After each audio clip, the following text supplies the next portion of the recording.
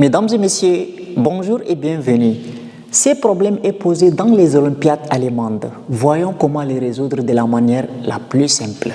Nous avons un arc de cercle. On a une droite BC qui est tangente à l'arc du cercle. Donc, mettons le point où la droite rencontre l'arc du cercle comme le point T. Tout ce qu'on sait, c'est que la distance AB mesure 6 et la distance DC mesure 3. On nous demande de calculer l'aire de la partie hachurée, c'est-à-dire l'aire de la partie que j'ai hachurée en rouge. Pour cela, avant tout, on doit d'abord chercher les rayons de notre demi-cercle. Une fois qu'on trouve les rayons du demi-cercle, il est facile maintenant de déterminer l'aire de la partie hachurée. Alors, vous savez que si on a une droite qui est tangente à un cercle, c'est-à-dire que la droite qui est tangente au cercle-là forme avec les rayons de notre cercle un angle droit.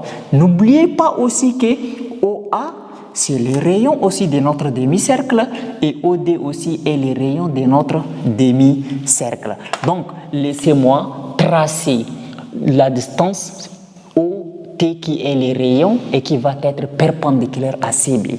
Donc, d'ici jusqu'à ici, je trace et c'est bien perpendiculaire à CB.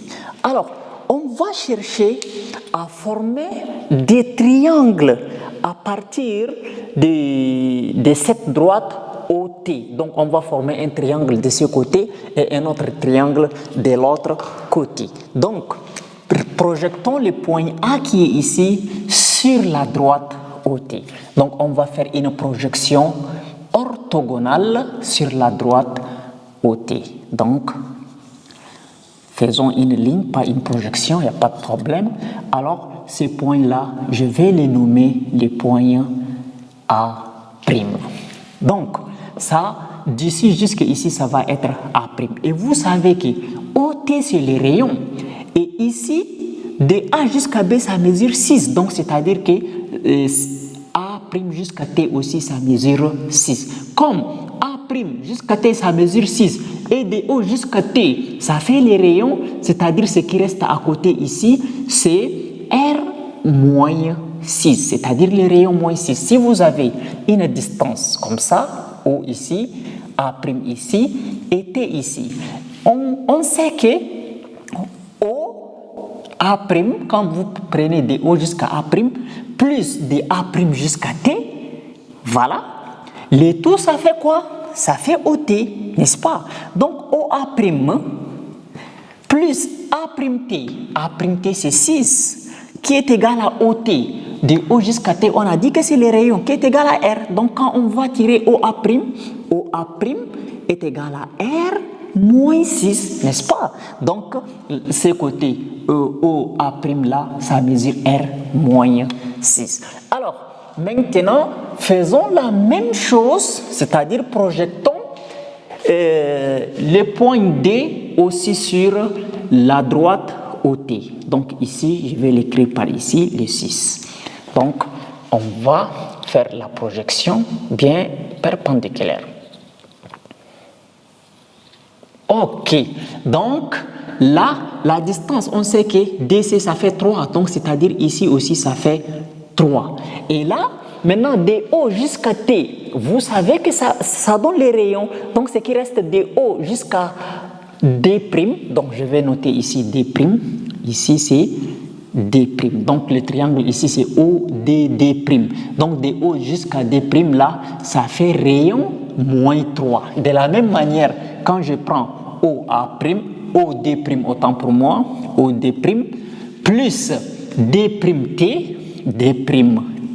le tout ça fait OT, donc ça fait OT, OD' plus D', ça fait 3, qui est égal à OT, OT c'est d'ici jusqu'à ici qui est les rayons, donc OD' est égal à R moins 3, donc la distance de O jusqu'à D', ça fait R moins 3, et la distance de O jusqu'à A', ça fait R moins 6. C'est pas fini.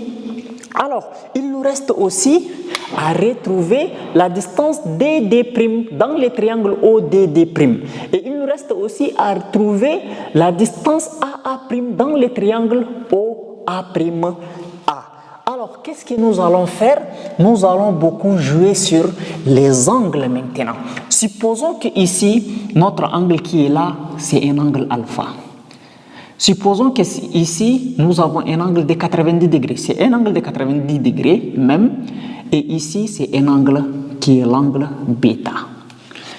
Donc, dans notre triangle OA', nous avons l'angle alpha, un angle droit et un angle bêta.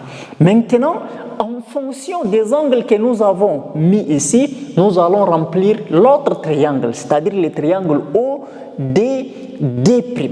Alors, on sait déjà que ici, ça c'est D', ici c'est un angle droit. Alors, comme ici c'est un angle droit, on va chercher l'angle qui est ici. Vous savez que là c'était un angle droit, mais ici ça fait bêta. Vous voyez? Donc, c'est-à-dire que l'autre angle là, ça va faire 90 degrés moins bêta. Donc, supposons que cet angle-là, on l'appelle l'angle phi. Donc, l'angle phi est égal le tout, c'est 90 degrés, moins l'angle qui est ici, c'est bêta, n'est-ce pas? Donc, parce que j'ai un angle droit et j'ai divisé l'angle droit là, je ne l'ai pas divisé en son milieu. En tout cas, j'ai coupé l'angle droit en deux angles qui est bêta et qui est l'angle phi. Maintenant, vous savez que l'angle bêta plus l'angle phi, les tout, ça fait l'angle droit qui est 90 degrés. Donc, quand je tire phi, phi c'est égal à 90 degrés moins bêta. On se comprend. Donc, c'est-à-dire l'angle qui est ici, ça fait 90 degrés moins bêta. Mais je voudrais bien l'exprimer l'angle qui est ici en fonction de l'angle alpha. Donc, qu'est-ce que je vais faire? Je vais dire que dans un triangle, vous savez que la somme des mesures des angles, ça fait 180 degrés. Donc, je vais dire alpha plus bêta plus 90 degrés, ça nous donne 180 degrés. Donc, je vais tirer l'angle bêta. Donc, bêta est égal à 180 degrés moins 90 degrés, ça passe de l'autre côté, ça devient moins 90 degrés, moins l'angle alpha. Donc, bêta égale 180 moins 90, ça me donne 90 degrés moins alpha. Donc, bêta est égal à 90 degrés moins alpha. Donc, à la place de bêta ici, je vais remplacer par 90 degrés moins alpha. Donc, je vais dire phi est égal à 90 degrés moins 90 degrés moins alpha.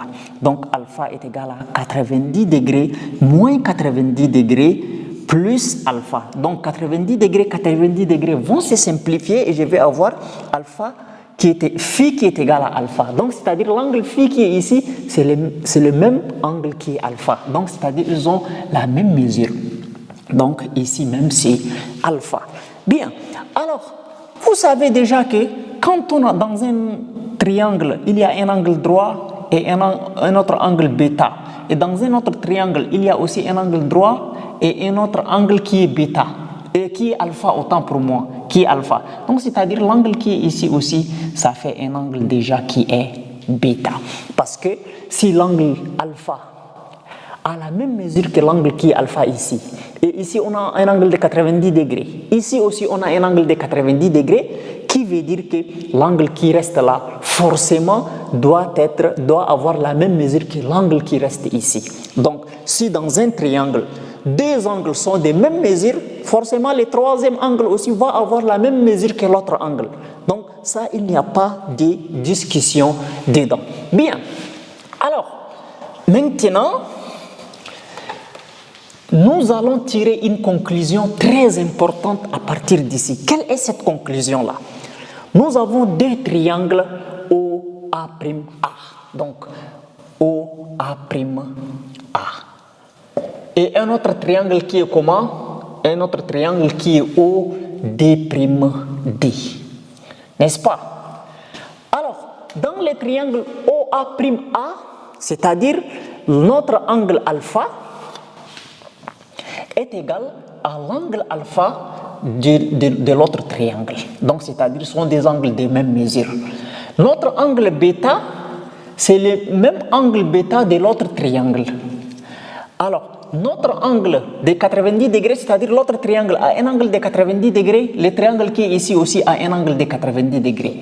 Pas seulement ça, nous avons aussi l'hypoténuse OA ici du triangle OA' qui est égal à R. Alors, l'autre triangle aussi a une hypoténuse qui est égale à R. Alors, je vous dis la propriété. Si dans un triangle, déjà, deux angles sont des mêmes mesures et un côté de ce triangle a la même mesure qu'un autre côté de l'autre triangle, qui veut dire que les deux triangles sont des triangles semblables. Ça veut dire qu'ici, le côté OA, c'est égal à R. Le côté ici, OD aussi, c'est égal à R. Et les angles de ce triangle sont les mêmes que les angles de l'autre triangle, qui veut dire que les côtés de ce triangle aussi sont les mêmes que les côtés de l'autre triangle. Maintenant, comment identifier que ces côtés-là sont les mêmes que les autres côtés? Alors, prenons l'angle alpha. L'angle alpha est formé entre l'hypoténuse et A'. Donc, prenons l'angle alpha ici. L'angle alpha ici est formé entre l'hypoténuse et ces côtés-là. Donc, le côté OD' là, c'est égal au côté A'. Donc, OD est égal à A'. Donc, le côté OD, ça mesure combien? OD, ça mesure R-3. Donc, c'est-à-dire A' aussi, ça mesure R-3. Alors, maintenant, prenons l'angle bêta maintenant. L'angle bêta, c'est l'angle qui est formé entre l'hypoténuse du triangle ODD' et DD'. Donc, ici, l'angle bêta est formé entre l'hypoténuse et le côté OA'. Donc, c'est-à-dire que ici, l'hypoténuse égale hypoténuse, bêta égale bêta. Donc, OA' est égal à DD'. Donc, OA' est égal à DD'. DD' est égal à OA'. Vous voyez? Donc, c'est-à-dire que DD', ça mesure R-6. Donc, nous avons trouvé les côtés de nos deux triangles en fonction du rayon. Et comme ces deux triangles sont des triangles rectangles, on va appliquer le théorème de Pythagore pour pouvoir déterminer les rayons. Alors, si tu es là jusqu'ici, n'oublie pas de liker la vidéo et de t'abonner. Bien. Donc, schématisons d'abord un triangle rectangle qui est dehors. Ce triangle-là, donc, en quelque sorte, voilà. Et voilà. Donc, ces côtés-là, je vais dire que c'est R-6. Ces côtés, c'est R-3. Ces côtés, c'est R. Ici, c'est O. Ici, c'est A'. Ici, c'est A. Donc, appliquons le théorème de Pythagore dans le triangle OA', A qui est rectangle en A. Pythagore dit, dans un triangle rectangle, le carré de l'hypoténuse est égal à la somme des carrés des deux autres côtés. L'hypoténuse, c'est OA. Donc, OA élevé au carré, donc OA, j'écris d'abord OA, au carré est égal à l'autre côté, c'est OA', au carré plus A' aussi au carré. Remplaçons les choses par leur valeur. OA, c'est le rayon, donc R au carré égale OA' au carré. OA', c'est R moins 6 au carré plus A'. A', c'est R moins 3 élevé au carré. Donc, on développe. Ici, on a R au carré qui est égal, et ici R moins 6 élevé au carré, de la forme A au carré moins 2AB plus B au carré. Donc, ça fait R au carré moins 12R plus 36. Donc, en appliquant la formule A au carré, ça veut dire R au carré.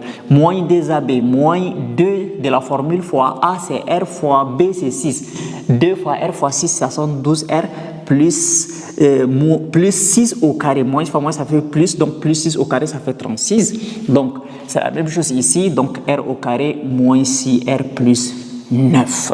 Voilà. Maintenant, au lieu de ramener tout ça de l'autre côté pour charger le signe, je tourne, c'est-à-dire j'écris tout ça avant l'autre là. Ici, j'ai R au carré. Ici aussi, j'ai R au carré. Ça fait 2R au carré. Ici, j'ai moins 12R moins 6R. Ça fait moins 18R. 36 plus 9, ça nous donne 45, n'est-ce pas? Et le r au carré, je le déplace de ce côté, ça devient moins r au carré qui est égal à 0.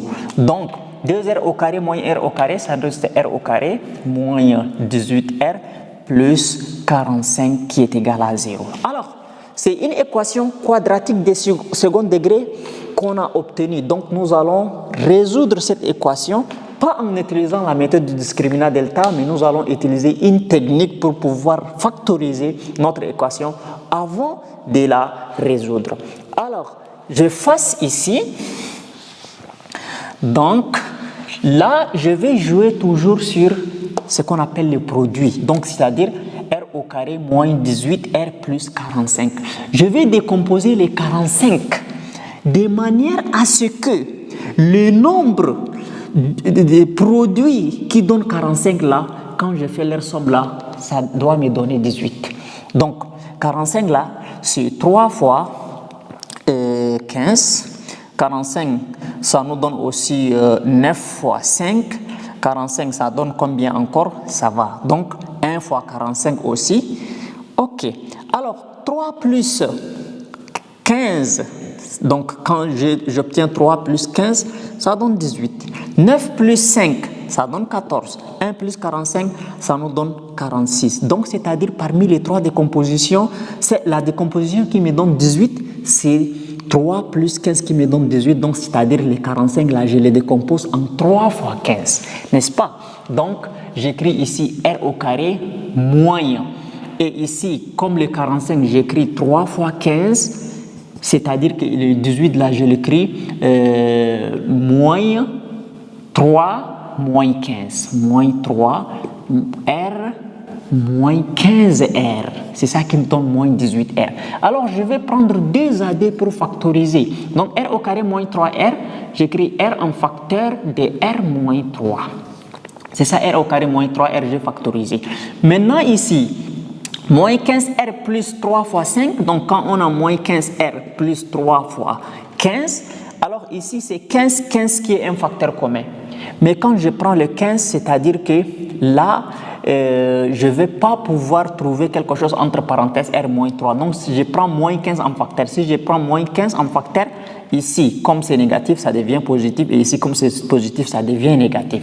Donc, c'est-à-dire que j'écris moins 15 facteur de R moins 3 qui est égal à 0. Alors, maintenant, on a R moins 3 ici, R moins 3 ici, n'est-ce pas? Donc, qu'est-ce que nous allons faire à partir d'ici? Donc, ici, on va avoir R moins 3 comme facteur commun, facteur de R moins 15 qui est égal à 0. Donc, on a obtenu un produit de facteurs qui donne 0. Donc, c'est-à-dire que je vais avoir des valeurs pour les rayons. Mais je ne vais pas choisir n'importe lesquels. Alors, qu'est-ce qu'on va dire? On va dire ici R moins 3 égale à 0 ou R moins 15 égale à 0. Ceci me donne R est égal à 3 ou le rayon est égal à 15. Maintenant, j'ai obtenu deux valeurs des rayons, mais les rayons devraient être uniques dans un cercle. Donc, R est égal à 3. Si je prends le rayon est égal à 3, et qu'on me demande de calculer la distance A' par exemple, la distance A' est égale à R moins 3. Donc, prenons le rayon égal 3. Donc, si je prends 3 moins 3, ça nous donne 0, c'est-à-dire la distance A' là est égale à 0. Mais il est clair que A' et A sont séparés, sont espacés. Ça ne devrait pas être égal à 0. Donc, c'est-à-dire que le rayon R est égal à 3 là ne marche pas. Même si je prends OA' est égal à R moins 6, quand je remplace R par 3, 3 moins 6, ça donne moins 3, OA' est égal à moins 3. Impossible qu'une distance est négative, n'est-ce pas? Donc, c'est-à-dire R est égal à 15, c'est ça la vraie valeur de notre rayon. Bien, alors, on a trouvé le rayon est égal à 15. Depuis là, on souffre, c'est pour chercher l'autre là, la valeur du rayon. D'accord. Maintenant, qu'est-ce que nous allons faire à partir d'ici, étant donné que nous avons trouvé les rayons? Donc, ici, la distance A' est égale à A', c'est égal à R moins 3. Donc, c'est-à-dire A', c'est égal à R, c'est 15. 15 moins 3 qui nous donne 12. Donc A' est égal à 12. D'accord. Pour dire que ici, TB, ça nous donne 12 aussi. Ici aussi, ça nous donne 12. Maintenant, la distance OD', la distance OD', qu'est-ce que ça nous donne? La distance OD', ça nous donne R moins 3, n'est-ce pas? OD', c'est égal à R moins, non, je fais une erreur. Excusez-moi pour cette erreur-là. Donc, la distance A', ça donne R moins 3, donc c'est ça qui nous donne 12. Maintenant, la distance DD', c'est égal à R moins 6. R moins 6. Donc, DD' est égal à 15 moins 6. 15 moins 6, ça veut dire DD', ça nous donne 9. Donc, la distance ici nous donne 9. Donc, c'est-à-dire de C jusqu'à D là, ça nous donne 9 plus ça nous donne 21. Donc, c'est-à-dire qu'ici, au lieu d'écrire R-6, j'écris 9. Ici aussi, au lieu d'écrire AA', j'écris 12. Ici également, au lieu d'écrire R-6, j'écris 9. Et là, le rayon en tant que tel, au lieu d'écrire R, je vais écrire 15. Ici aussi, je vais écrire 15. Voilà. Vous êtes d'accord que nous avons, voilà, OD' également, je vais écrire 12. OD', je vais écrire 12. Je vais écrire 12. Maintenant, on veut déterminer, en fait, la surface de la partie qui est hachurée en rouge. Maintenant, la surface de la partie qui est hachurée en rouge, pour la calculer, nous devrons décomposer notre figure en deux trapèzes rectangles. Le premier trapèze, c'est le trapèze ODCT. Donc ça, c'est un trapèze. Et le deuxième trapèze, c'est le trapèze OTBA. OTBA aussi, c'est un trapèze à part. Donc, pour déterminer la surface de la partie hachurée en rouge, on va dire que c'est égal, on va calculer la surface de cette trapèze plus la surface de cette trapèze et on va enlever, c'est-à-dire on va soustraire la surface de l'arc de notre cercle. Alors, qu'est-ce que nous allons faire? Donc, ici je vais effacer, je vais dire la surface de la partie hachurée en rouge est égale à la surface du trapèze T1, c'est le plus petit trapèze qui est de l'autre côté, plus la surface du trapèze T2, c'est la grande trapèze, moins surface de l'arc de notre cercle. Donc, moins la surface de l'autre là, de notre morceau de cercle. Ok. Maintenant, surface d'un trapèze. La surface d'un trapèze, il faut se rappeler que quand vous avez un trapèze, quand on vous demande de calculer la surface, donc est égale à la base inférieure, grand B, ça c'est la base supérieure, donc base, grande base, plus petite base, fois la hauteur divisée par 2, n'est-ce pas? Donc ici, qu'est-ce que je vais dire? Donc la surface de notre partie hachurée en rouge est égale à la base. Cette base-là, c'est combien? Ça nous fait combien?